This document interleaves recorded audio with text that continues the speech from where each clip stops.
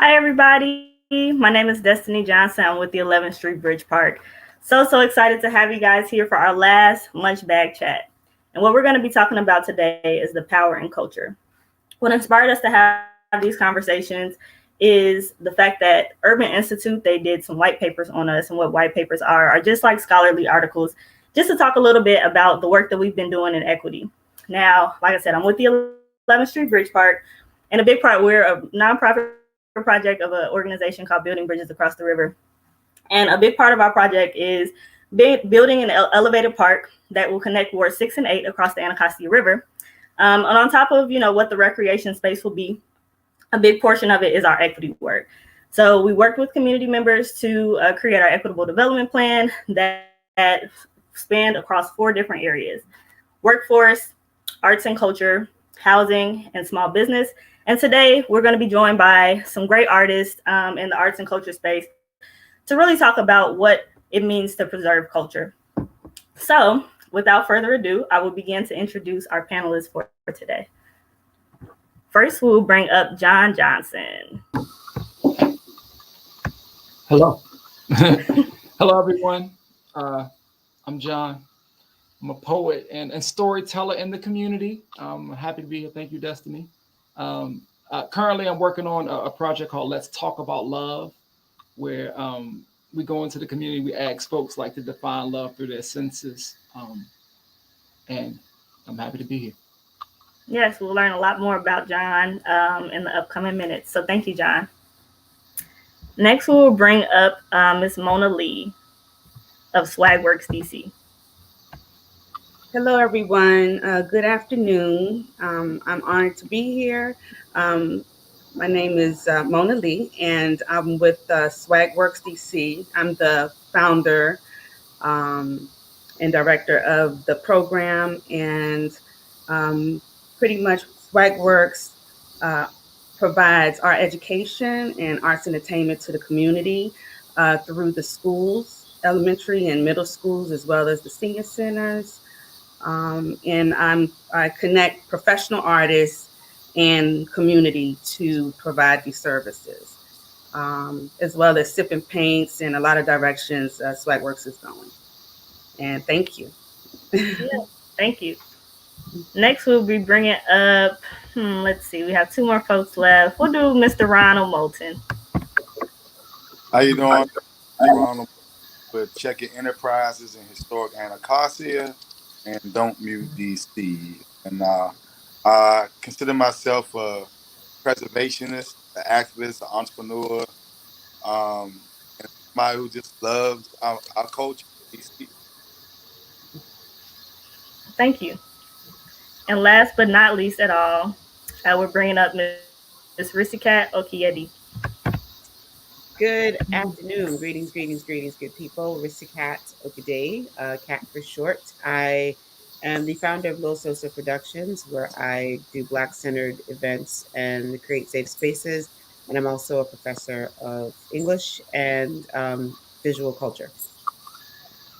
Very happy. Thank you. So sorry for butchering your last name. I apologize. No worries. So now that we're all on, first of all, we want to say hello to everybody who's watching. Really appreciate you guys joining in. Now in the chat, I want you all to start to say, what do you all think culture is, while I ask the panelists? So that'll be you all's first question. So you all work in cultural spaces. You all are from a lot of different places. You all do a lot of different things. So can you all just define culture for me? Man. I go. I think culture is the soul and the spirit of the people that exists in the community that we get, and sometimes try to erase the soul, the spirit, and the culture of the people. Okay, I'll go. I think culture is alive. It's a living thing. It changes, but ultimately, it's like the heartbeat of the people. It's their language, how they curse, how they fight, how they make peace. I think about dance, how they move. In DC, like someone, a lot of times, so like, "What's up, Joe?" somebody whose name is Joe will probably be paranoid in DC because then they, you know what I'm saying? Like if they're not from the culture, don't know, you know, that's just something that folks say to one another. So, I mean, it's a broad topic, but for me, that's what it is: the art and the challenges, you know, the intellectual challenge that artists have and pushing, you know, and is the pushing of the culture, the judgment of the culture. I think those are artists' roles in the community. For me, culture is a living and breathing representation of the people, which means that it's malleable, that it changes. It also is a representation of the history. So, depending on who's the oldest in the room, the culture, can start or begin at a certain point. So when I think about culture, I'm always thinking about it as sort of realized ancestral memory. So wherever we are, whatever we're doing, we are sort of bringing our past, our present, and our future with us. Yes, and just piggybacking off of that, when I think about culture, I think about one's beliefs. Um, I think about the social ways and achievements of a group of people, foods, music, of course, art, and just how that all comes together, passing that on to other generations. So that culture is just rich with pretty much the spirit of that race, the everything that comes together, and passing that on from generation to generation. So something similar that you all have said is that culture, for the most part, is living, it's alive, right? It's living and breathing. Additionally, it manifests itself through people, right? Whether that's like Mm-hmm. community members, whether that's like, like you said, passing on the stories or passing on the foods or recipes and things like that.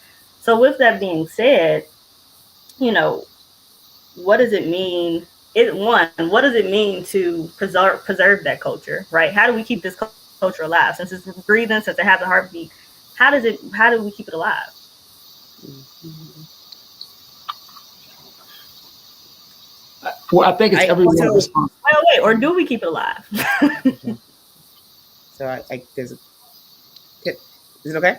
Yeah, you Yeah. go. When we talk about cultural preservation, I think so because culture is living and breathing. I think sometimes as a gatekeeper or a preservationist, you have the responsibility of showing us how it changes. And so part of it is the historical aspect. It's being an archivist, reminding people why we do things the way we do, reminding them sometimes of how things have changed. So maybe we used to do things this way, and this is why we don't Mm-hmm. anymore.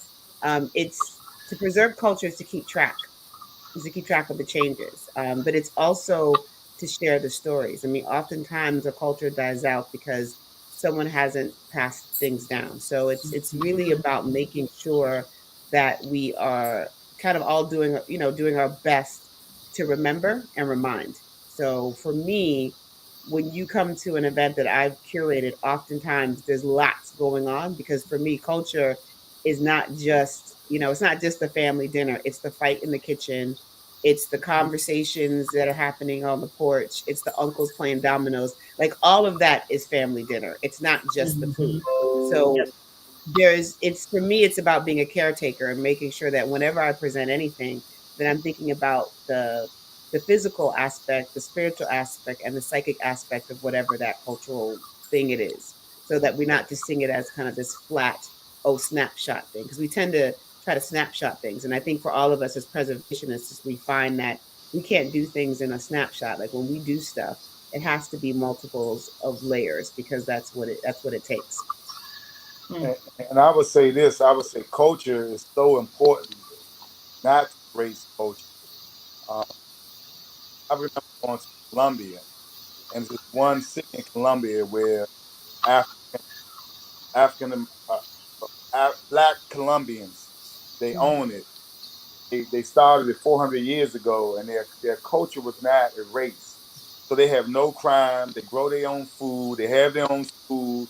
They have their own gyms. Everything because they understand, where they come from, and they understand their culture. They understand their music. They understand their medicines, everything. So it kept intact. And when I look at DC, for instance, I remember in DC when go-go music kept DC alive when nobody wanted to be here. You know, it might be 20 go-go's going on every night of the week.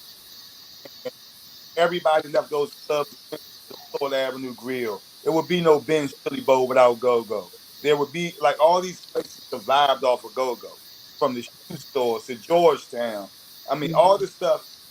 People need to know who moved to our city now, who were trying to disrespect our music and culture because they didn't know the value of our music and culture. So if you don't teach people like what's important and what, a lot of times that's when you have the clashing. That's when you have the unnecessary tension.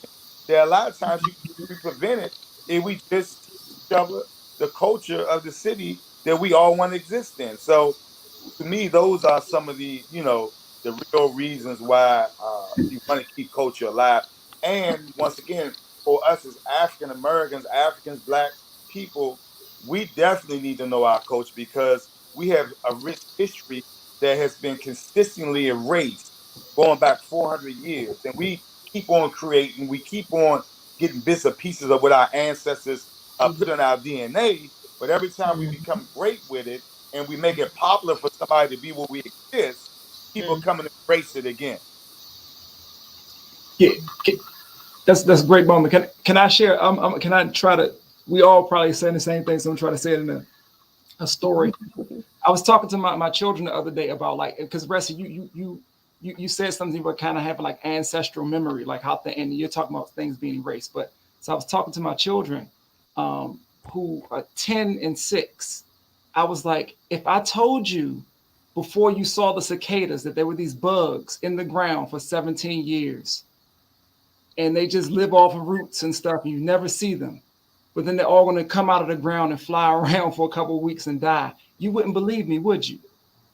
And they said no. So it's like some stories are important, especially stories of people who have been fighting against struggle and have survived these times. You know, all of these books that we read, and we read about these amazing figures, that they're people who are here, who are living among, you know what I'm saying, who have lived through these things. They just haven't made it in the history books.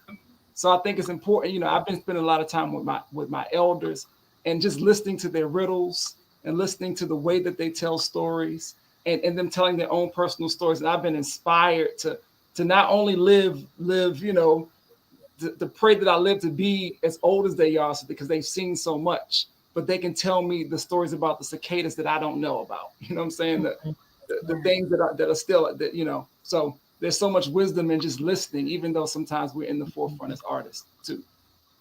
And two, one thing I like that you all said is that, it's one of those things that, well, one thing that Riskat said, I heard authenticity, right? Like you can walk into one of your events and you can feel, like you said, that conversation that's happening in the kitchen or the fight that's happening in the kitchen, right? And one of the things that I wanted to ask Ms. Mona Lee is, in the times that you've worked with different artists. So Mona Lee, you work with a lot of visual artists, so like sculpture artists and things like that in the community to present their work. So with that being said, like, how, another question to open up is, how do we feel that artists play a role, or take a stance or a role in this cultural preservation?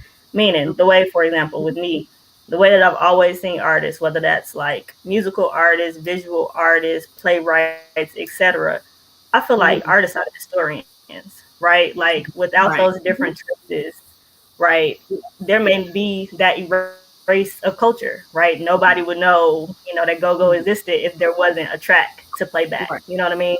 Or word of mouth. Word of mouth is also a thing. But to actually feel and hear the heartbeat or hear the sound, how do we think that the artists play a role in this history that we've been talking about?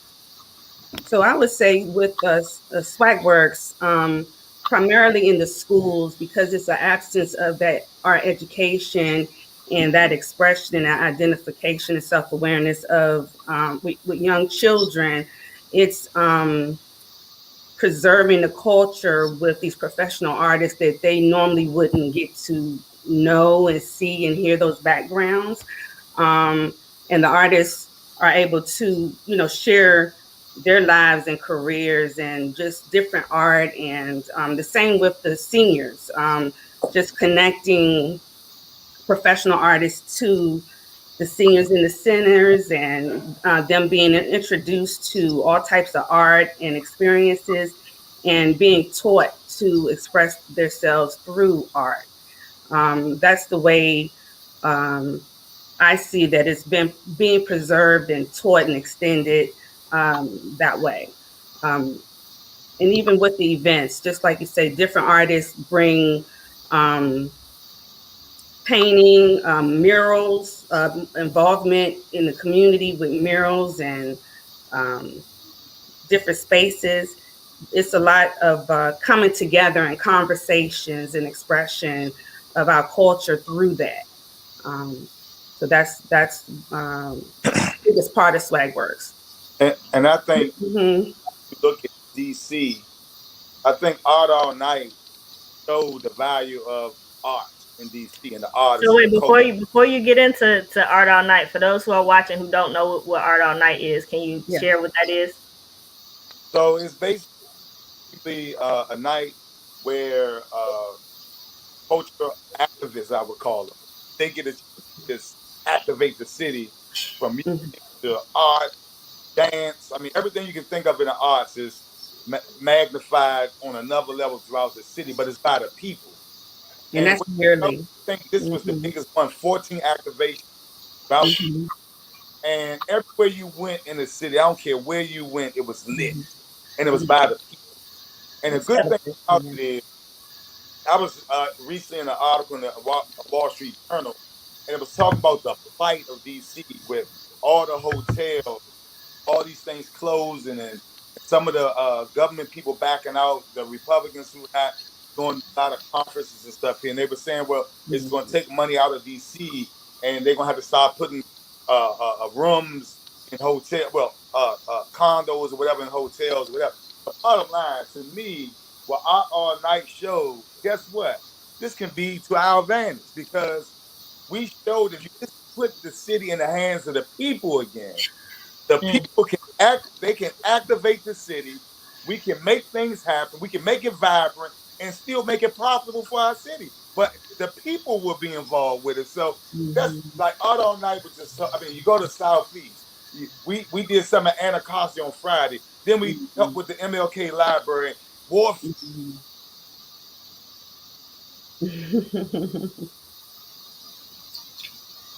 You muted yourself at the end. It just, and the thing about it, it just showed that Mm-hmm. what the culture does for this city and why we can't let people erase the culture. The other thing I want to say about the schools, like the city is doing so much with the arts, what's happening, the commission on arts and humanities with brother Reggie taking over. I think all these things are moving in the direction of helping the artists in the city. But what we gotta understand is we're in a deficit. DC's doing a lot of great things, but we're going 30 years back when we took the music and the arts out to school. So we had generations of young people, unless you went to a specialty school, who didn't get the benefits that a lot of people got. So we suffered because of this. So we're making it's like we making up, we behind in the football game, even though we throwing a lot of footballs, we getting a lot of touches and a lot of catches. So people just need to know this is why we can never let what happens in DC happen again, where we took the culture away from our children. And when we don't give them attention and give them the platforms to use their creative talent, they go to violence, they go to drugs, they go to all the things that we're seeing in our community that a lot of people are saying, why? This is why we neglected our community for decades and we're trying to make up for it now. And it's not that simple. Mm-hmm. That's right. Okay, my bad. Can you all hear me? Yes. I want to jump in there because I think what Ron's saying strikes a very. There's two things. Part of from a black culture or black communities and communities with with an S. One of the things that makes it hard is that as black people, we tend to poo-poo art. We tend to say, "Oh, it doesn't make money," da da da da da. I'm a Nigerian, so when I tell my father or my mother that I want to be an artist, like, why? No, you have to do something else, something Mhm. that's gonna get you money. And Money. so part when we talk about that lag, when Ron talks about being behind, I think there's also an important message in understanding that if we don't treat art as the valuable thing that it is, when kids are coming up, kids should be able, like, I wonder sometimes if my mother had encouraged me to write Mhm. what my life would look like, because I've always been interested in that, but it was never sort of pushed. Mhm. I was a voracious reader, but I wonder if I would have found my writing voice sooner if I had been encouraged to write. So I think it is part of what we're talking about also when we're talking about preservation, is understanding that from a cultural standpoint, we've always had artists in our community. There's always been somebody that's really good at sewing, or somebody who can draw a circle perfectly, blacksmith who can take a piece of metal and turn it into whatever. We've always had that. And I think that is also part of what needs to happen. Sort of this, we need to kind of reclaim that artistic aspect of who we are as Black folks. The other piece, to speak to what Mona said, is that sometimes I think what happens is when you're not on front, I'm not a front facing person per se, I don't perform. And Ron can speak to this. Ron is, he's a preservationist in the true sense. He organizes people. And I think sometimes we don't value that role either, because the preservationist, the person on the back end, the programmer, the producer, their ability to see who the artists are is also an important element to how we Yeah. preserve culture. So I And think we also need to widen our scope of how we think of artistry. mhm. I want to also say another big part of art is the healing portion of it, the therapeutic portion.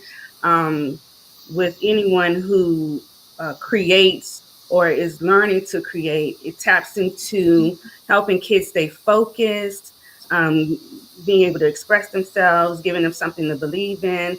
And even with the seniors, it helps them be able to use their finger, hand, arm motion, and just being able to um, that physical therapy that way as well. It just touches on art in general touches on a lot in the healing and the connection to the soul and the spirit. Um, that's a big part of art, and even artists who are out there, they may not be making a lot of money off the break, but it's something that is building them in just so many ways, not just worrying about corporate or the next, how they're going to pay the next bill or anything, but just in getting that peace. And that's an important thing in life. So art to me brings all of that. Even for people who don't do art, just looking at it, they're just so excited. And it makes them feel good to have that in their home or to pass it on to a family member. So I just wanted to speak to that. I was second what you said. Mhm. I do some work with Kwaku Diallo's son. To drum, do healing sessions with children. And Mhm. it's amazing when they learn that the things that our people did with the drum, from ceremonies to war to Mhm. praying and all those different things. And we like take this stuff for granted, but this is stuff that our ancestors survived off of. Yeah. Right. Start teaching it to our Mhm. children, Mhm. something that like it helps with the stuff that we see going on. And then Yeah. Mhm. the art economy, it's been profitable for a lot of people though. Like I know a lot of people who it was profitable for, Doing very well. Mhm. or it kept people out of trouble. Like Go Go, Right. not just about the bank. It was the sound man, it was the technicians, it was the roadies, and then you add that to the bartenders in the club, Mhm. security, the flyer companies who make the flyers for them, the Right. video. Like it's so many things that the Makes art work. is attached Mhm. to, as far as Yeah, the economy of the city, that Hmm. people don't value. that's Because right. a lot of time the Mhm. people who do the work are underground. So we get looked aside for people who really uplift nothing in our community. They drive in our community, take all the money and drive out at nighttime when we got things that are really stimulating the economy. And I'll close with this on that is what we have to understand too when it comes to art is the difference between economic development and human development. You can't have good economic development without human development. And what the Right. one mistake that we That's made right. when the Hmm. control board came in and African Williams came in, it wasn't that we didn't need big buildings and things built up in our community. The problem is they didn't build people up simultaneously, Hmm. right? And part of it is the art and the culture in the city. So that's kind of where things got, off balance here. That's right. Goes Yeah. hand in hand. And too, one thing you said, everybody's been saying like amazing things. One thing I also wanted to point out that you said to expound on is that, it's not just the band, right? It's not just the person that's putting the pen to the paper or the paint to the paper. It's those who either have the skills to help to support, or are we're building up to actually teach them the skills, right, to turn it into something that can make money, and maybe even a love. Like sometimes it could start as just like a job that I'm doing on the side, but then you just really become passionate about, whatever the craft is. Additionally, it could also tie back into the healing space as well, because for me, being a part of Black spaces, being a part of Black creative spaces, is really healing for me as well, just because at the end of the day, like, it's nothing like, working with something that you're very, very close to in your heart. It's nothing like it at all. Okay, you were gonna say something, Kat? Say that again. I thought you were you gonna say something. I'm sorry, you No, unmuted. I'm So amening. let me say something. I was as you guys were talking, I was like, our artists are the gatherer of people. That's what we do. We gather people together. Whether you're the person who's speaking, or like it is the a lot of times or if you're a visual artist, you want people to come around and and have a perspective. We gather people together, and from that comes a learning. We learn how to dance the same. So now once everyone starts doing it, it becomes a part of our culture, because then everyone else starts to do it. You know what I mean? Like, we recognize there's power in us gathering and doing these rituals together. And I think it is important, again, to honor what you guys do, because that is a hard job. It and Kat, I want to speak to another thing that you said. You was like, expand our definition of what an artist is. So in our community, I would venture to say that barbers and whoever twists your hair, they are also therapists. You know what I mean? They listen to your Mhm. stories, they That's give right. you Mhm. advice. You know what I mean? Like, they have a role that is sacred and has more value in our community. Sometimes we may undervalue that, and sometimes we don't celebrate that. Right. So Very true. everyone has an artistic aspect or therapeutic aspect that I think sometimes we don't see. And Hmm. I think, to what you and Kat are saying, I think that visionaries are artists. People who have Hmm. vision and can see things that other people can't see. But a Hmm. lot of times, the people who see things in artists that they don't even see, and help guide them to where they need to go, and have a feel for what's hot and what's not. Like, you can see it a mile away. So that's a form of art, that people, and everybody can't be a visionary, because that's a God gifted talent. Just like it's a Right. talent with somebody who paints or sings or Right. whatever. Hmm. And I think the other thing is, you were talking about events and things. DC has been stripped of its culture in some degree. When you think about the Caribbean Festival that was taken away, the Unifest that was taken away, the Adam Morgan Fest that was taken away, the way it's done. Hmm. Like, these are all the things that made DC great. And the reason Hmm. why a lot of us have started back putting together events, because we remember how those days used to be. Like, I Hmm. remember the event we did the other day, and what was so amazing about it, you had a little child, 2 years old, dancing, and you had a woman that's like 78 years old, got out of Hmm. her wheelchair and was up there dancing. You had teenagers dancing. You had people in their 30s, like, everybody together. That's the DC I know. That's our Hmm. culture. And we've been taught, and the fear from the media is put in, we can't bring people together in large numbers. We can't Hmm. do this. We can't do that. And it's, you start thinking like that, right? And that's why it's so important to push, to make sure that the autonomy, the money, the resources are there, to make sure we preserve our culture, we Hmm. activate our culture even more, because it makes everybody happy. It's not a black white thing, it's a Right. humanity thing. Hmm. So everybody enjoys it. It makes the city great. It makes money for the city. It empowers people. It dumps all out of trouble. It does. I mean, we can just keep on going on about what it does, but we just got to make sure that we empower and institutionalize these things so that somebody like Kat, who has all the ideas in the world, but you never get the resources to empower the people who you're gonna bring on with you to make them happen. Like we are part Yeah. of the Mhm. Kennedy Center Culture Caucus, and through that we've gotten some access to have a bigger platform. But we really want to use it even more. Like there's so many things that we can do. Like if we got the orchestra Kennedy Center Mhm. to put together a production and the money to do it, then just imagine what that would mean for our people. Mhm. I mean, and to Ron's point, I think the other piece here is the conditioning because um, we often try to tell black kids and black women and black men you can't do too much. You got to pick one thing. But when you look at black communities culturally, historically, ancestrally, you've never just done one thing. The guy that grows really great yams may also be a Mhm. really great singer.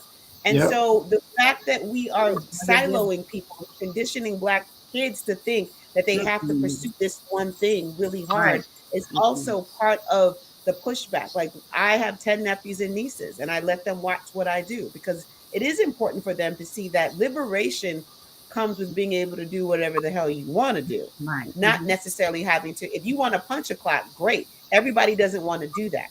And Mhm. so trying to give that generation, our generation, the language and the examples. I mean, we don't appreciate Black visionaries until they make billions of dollars. But do you know how many Black visionaries I know could make billions of dollars if, like Ron said, we had the resources? So even being able to say I'm a visionary and claiming that sometimes as a Black woman, people are looking at you like you can't claim that. So when we talk about cultural preservation, particularly in Black spaces, we also have to talk about how these larger supremacist systems don't want us to operate at our full speed because then Ardo Knight proves what happens when you let people do what they know how to do. Everybody wins. It's not Mhm. a have versus have nots. Everybody Mhm. can participate. Mhm. So we also we think about these things. When I'm thinking about preservation, I've had sponsorship from companies that shall remain nameless, who when they saw the pictures were like, oh, it's not very diverse. I was like, you mean there are no white people in the pictures? Mhm. Is that what you mean? Because when white people do things, you don't look to see how many black folks or brown folks. You don't care. That's That true. event was successful because a lot of black Mhm. people showed up. That's who I cape for. That's who I run for. This is also why I don't have a Mhm. lot of corporate sponsorships because I'm Mhm. very clearly working and concerned with black people. And Mhm. so you have to make these decisions in how you're going to create. And sometimes that means black visionaries, we're funding our own projects. So we as a culture, as a multiplicity of communities, have to start thinking about preservation as on multiple levels because when I see what Ron has been able to do with Don't Meet DC and Natalie Hopkinson and all those cats, and actually being part of the DC Go Go Awards last year, there's a whole country called Go Go. It's a whole country, Mhm. and there are different ways and perspectives. And if we didn't have people on the front lines making sure that we understood these things, it would be really easy to minimize all of the different ways the culture works. And I want to say we just did Natalie, uh, Michael Chambers. Uh, I worked with them. They put together a conversation, a panel the other day that we did. And when I saw the mapping of the funds in DC as it relates to arts, and when we get Ward 7 and 8, right? And in minority communities in DC, it's criminal. It Hmm. is criminal. Talking Mhm. about, I think, 2.6% of the money going to Ward 8 for arts? I mean, that is criminal. That's Mhm. Hmm. criminal. And you know, luckily we having these conversations now. But this thing, Mhm. artists have been surviving, right, all these years for decades in DC, and it's been going on for over 30 years, 30, 40 years, where the majority of the money, like 80% of the money, Mhm. goes somewhere else when you were the majority of the city. And then the corporate sponsors, like Kat said, they don't support the black artists. They might use one token person or entity and put them out there. Oh, we helping this person. Look at them, right? But then the other 10,000 get nothing. But then meanwhile, other people who have endowments and everything else get the money that say it's supposed to go to the community. Mm-hmm. And these are the things that have to be addressed. It doesn't mean that other art and stuff isn't important. It's very important, right? But we have to make sure everybody is treated equally and has an opportunity.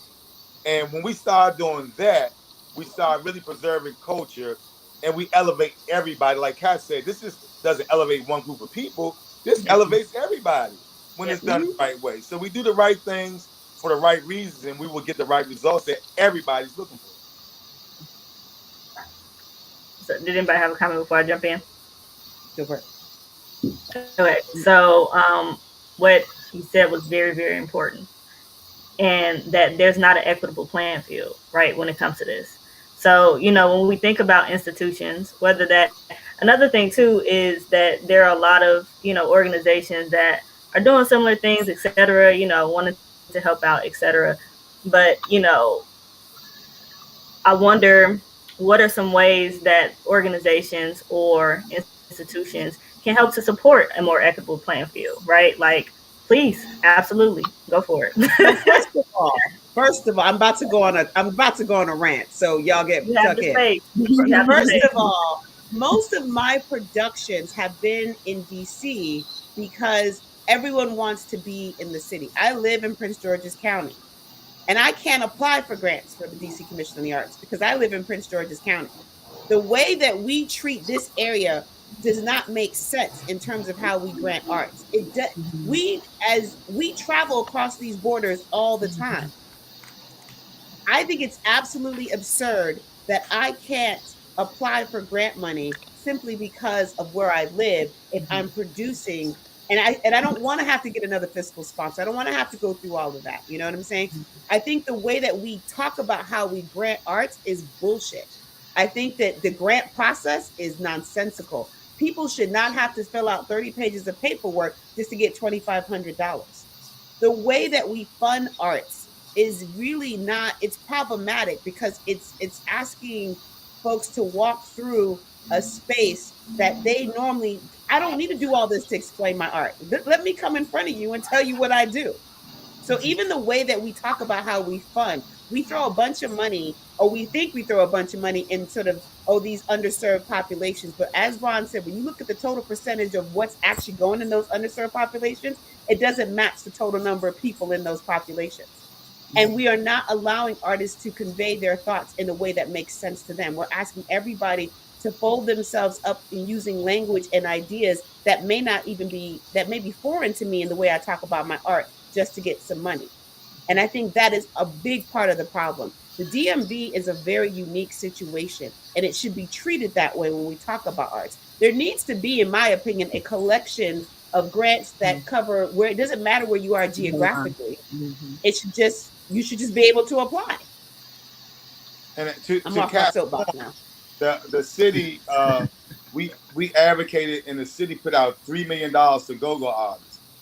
But one of the problems was most of the go-go artists have been pushed out to PG County because they can't afford to live in DC no more. They can't afford to live in DC. So how it was a problem for them to access the resources. So that's the other thing. Like, do people have rights who were here, who were pushed out, who did things? Do people who come in our city and do a lot for nothing have a right to be supported? Because a lot of people come and invest where their people are at. Like, it's natural for you to go where your people are. It's natural for you to go where you feel like the culture is, right?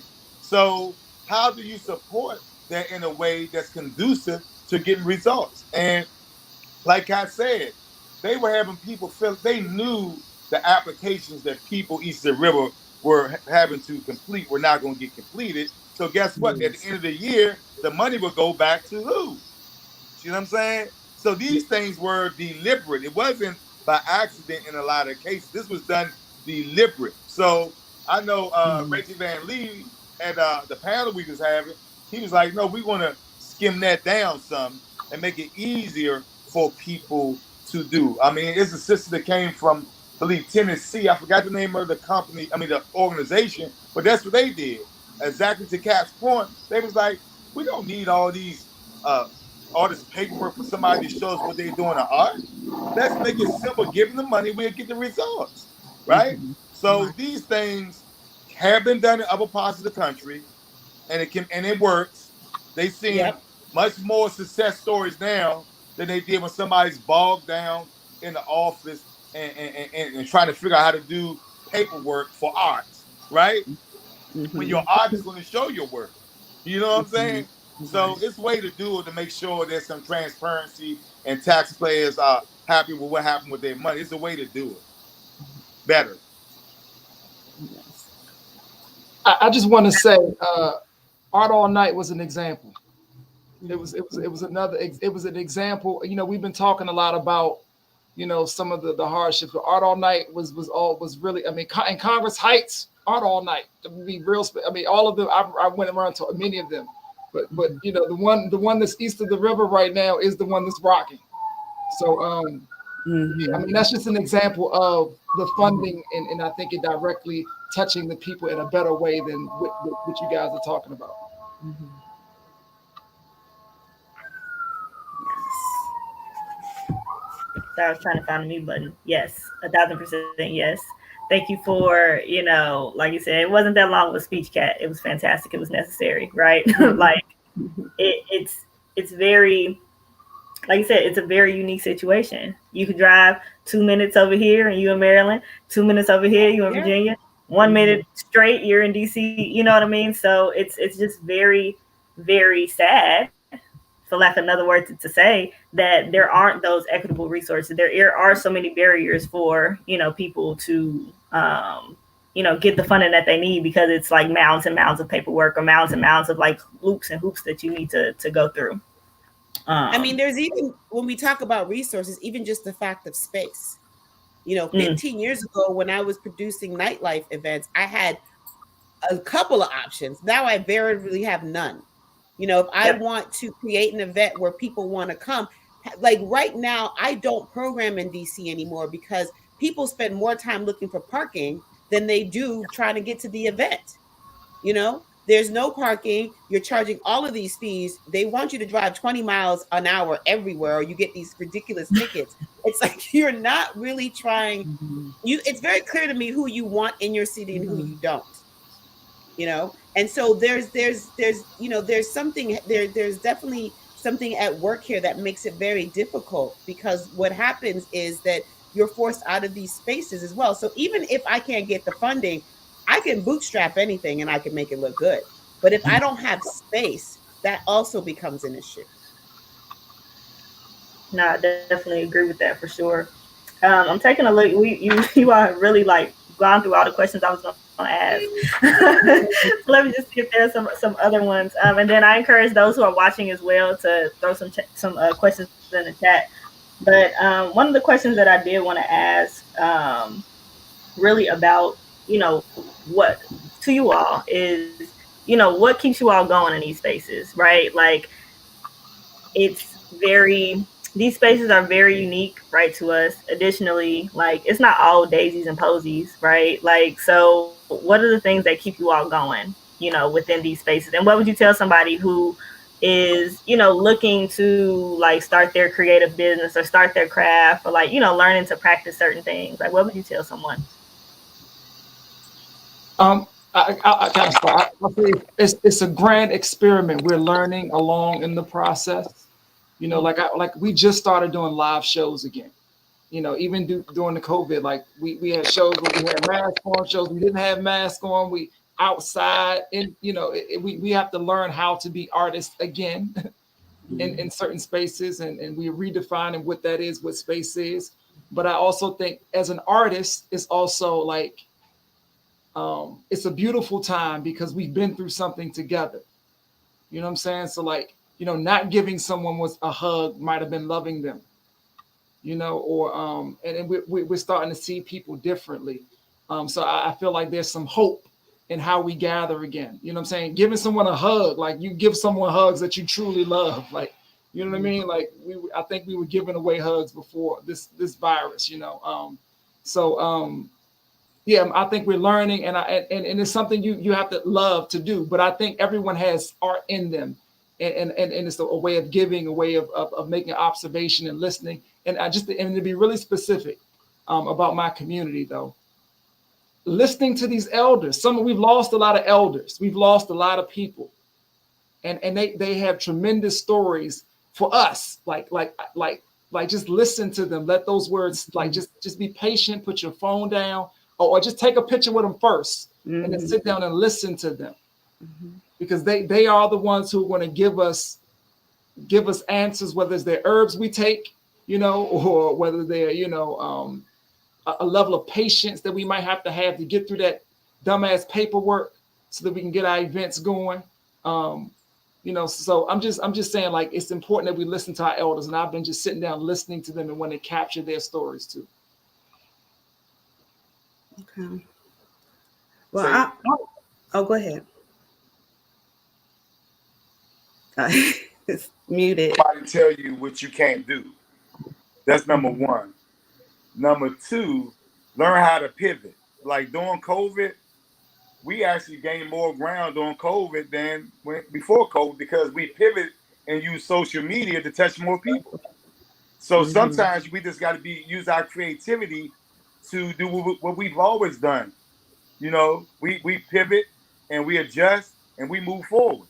So if you don't let nobody tell you what you can't do, and then learn how to like pivot, I think those are some of the things that we have, the tenacity that we have as a people, because of what we've been through for so many years, throughout our people being in America and beyond. So I just think that we just have to just be determined, have a vision, stay at it, and don't stop until you win, because you will win if you don't give up. I don't care what you're doing in the art world. I've seen some things happen that everybody said wouldn't happen. I've seen us use the arts and the social power of music to do things that people wouldn't imagine happening at this time in DC. One of them is bringing people together no matter what race or color they come from, when 87,000 people signed a petition. Like, to say that gentrification and attack of our culture was wrong. So we can utilize these things to pull people together, because we have the power.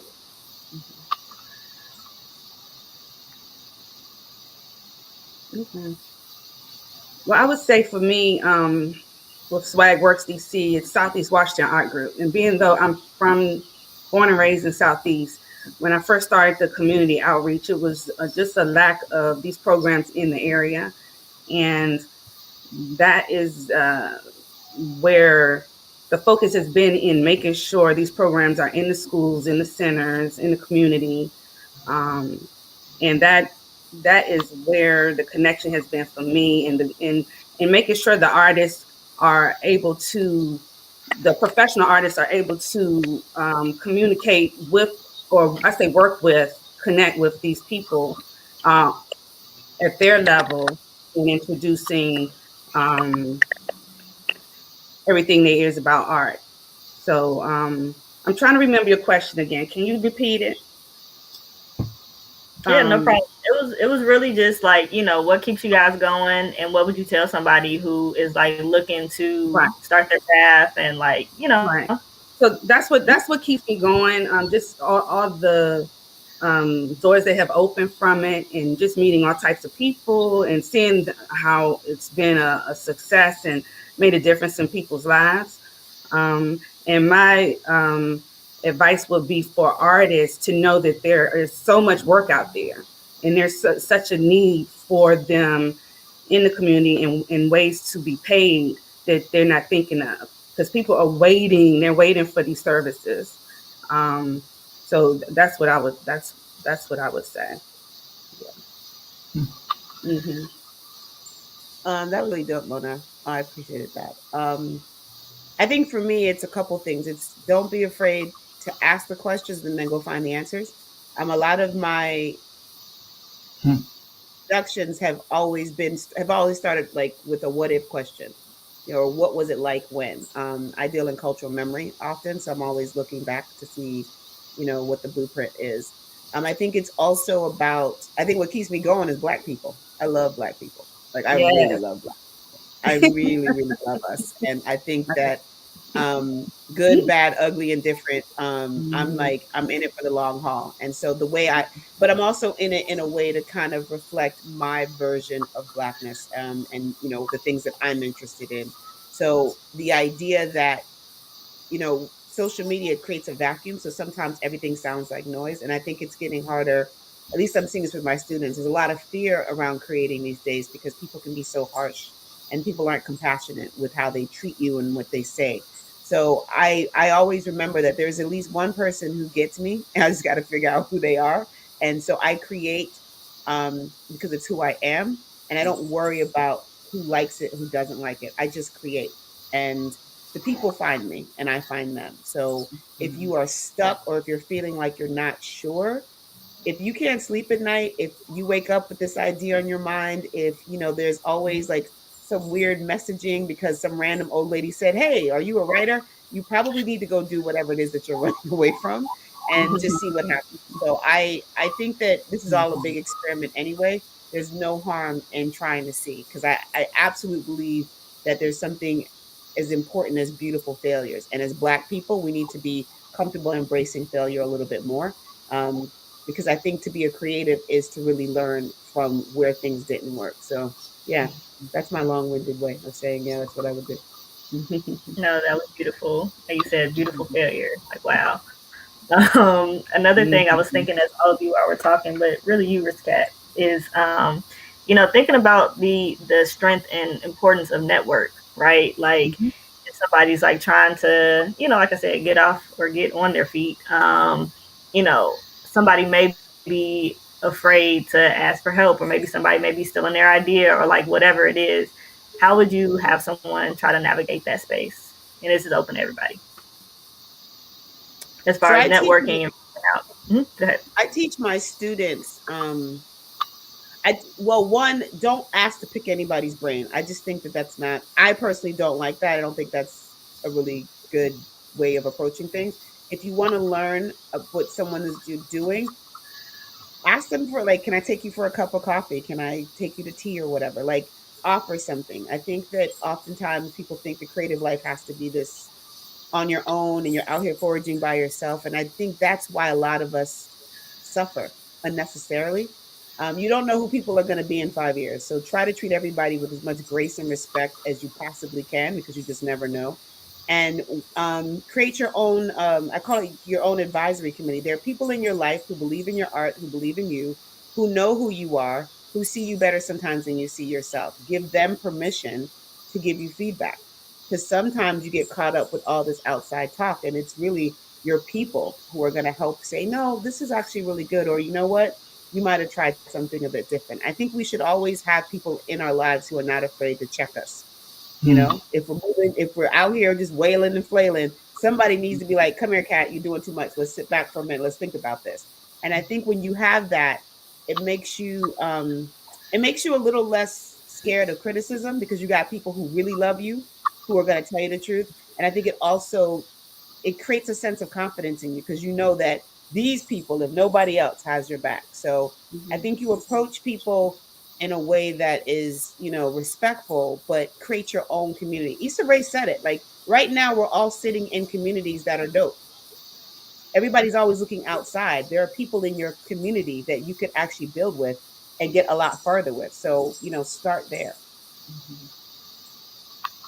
Yeah. Things that I've learned over the years is just find good people wherever they at. I would say just find good people wherever they are. My network has been Democrats, Republicans, black, white, Asian, gay, straight. Like I don't have no picks of who I deal with. I deal with good people. And That's I right. think good people are hard to find. So when you Mhm. find good people, work with them and treat them how you want to be treated. Don't it can't always be on the take.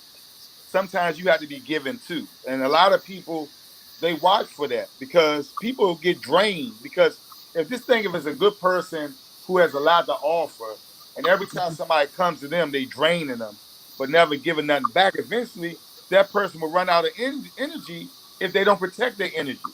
You know what I'm saying? So sometimes we have to understand that we got to give back, like Kat said, some kind of way.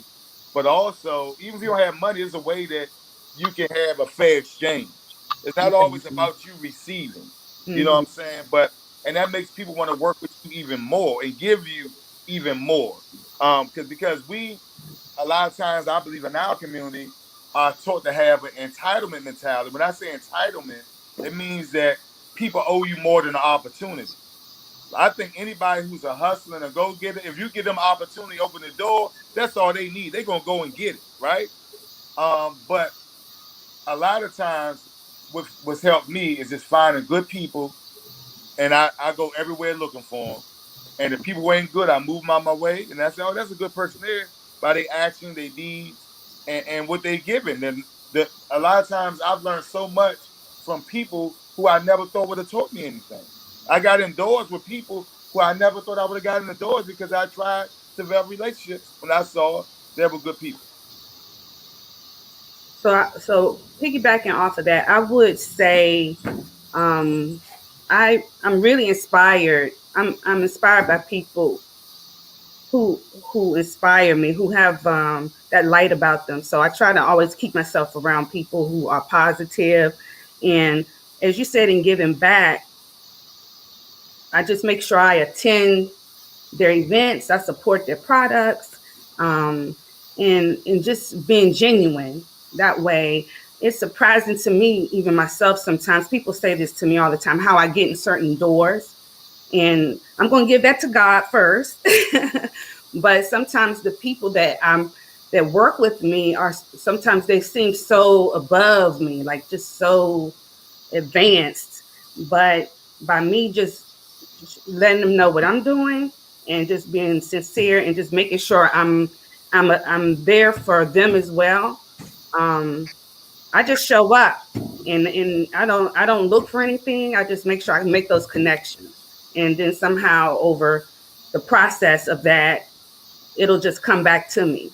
So I think, like you said, just making sure you give back and take the time to build one another, and not just look for something from someone all the time. That, like you said, can be draining, and people pick up on that really quick. So I'm just not built that way anyway. So I just, even through the communication with you guys, I just like networking and getting to know people and learning about them. I didn't know, surprisingly, Ron, I did not know a lot about you. I knew of you, but now, prior to this and going online, and other people who know you talked, told me more. I said, wow, this guy is incredible. So I just really Thank you. started to read more and say, you just don't know what people are doing. And I some people I would think I would know being from DC, but I just don't sometimes. And So many of us. there's so many incredible stars out there. So I'm just glad I got to know you and hear about you, Kat, as well. And Mr. Johnson, I feel like I've ran across you before. I don't know. Did you work for East River Family Strengthening Collaborative at one point? Did you work through them? Possibly. I'm, ERFSC. I'm all around, but we do. Well, I just know I've crossed paths with you before, but I partnered with East River, and they were very instrumental in getting me in the schools through the truancy program with the students that with attendance and focus issues and things like that. So I'm just glad to be here. This is my very first time doing this. So, like you said, getting out of unfamiliar places and yeah, just braving some things that I shy away from. That's the only way you grow. And so, yeah. Can I say one thing?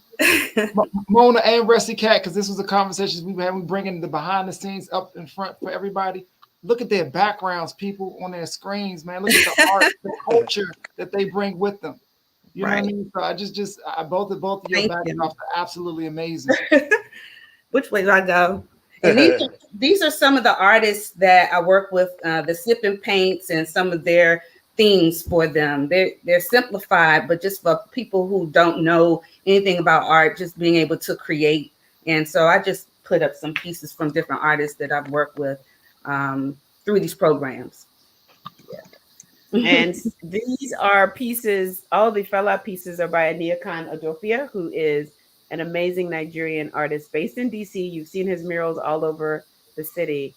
I used to produce fellow events, and so I'm rearranging my art, and so yeah, it's a lot Mhm. going on back there. Right. But shout out to Ania Khan because he's amazing. In my background, I'm working on my accountant's office right now. So, hey, look, that's one of the things you gotta have a good accountant. So, but he Yeah. does have Muhammad Ali right here, though. There you go. Oh, there you go. There you go. There you go. And what, just real quick, because in terms of backgrounds, I wanted to just shout out Destiny for being so incredibly Yeah, organized with the way, like, Yes. one of the things that I want for us is this level of production whenever we do stuff. And so, I mean, because I still haven't turned in my paperwork, but I did the other things.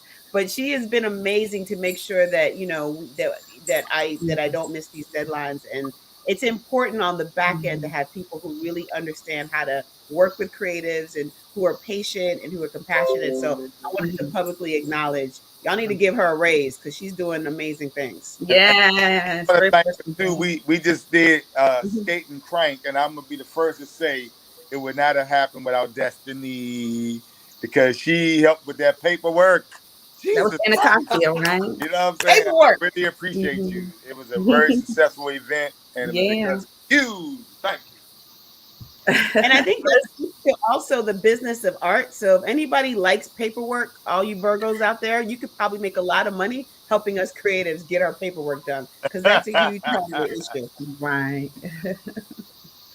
Well, I just wanted to say thank you. Y'all done made me tear up. I wasn't expecting that, but thank you Oh. for thanking me. It Yeah. means a lot. And for everybody watching, I didn't put them up to this at all by any means. But no, thank you all. And thank you all for being here. This was an amazing panel. Like, Yeah. amazing. You all poured your heart out on the screen today. So I just wanted to give you all a round of applause. Thank you. Yeah. And I hope to Um, see you guys again. Yeah. oh, Capacity. absolutely. Absolutely. So thank you Maybe we all can for do it in watching. person.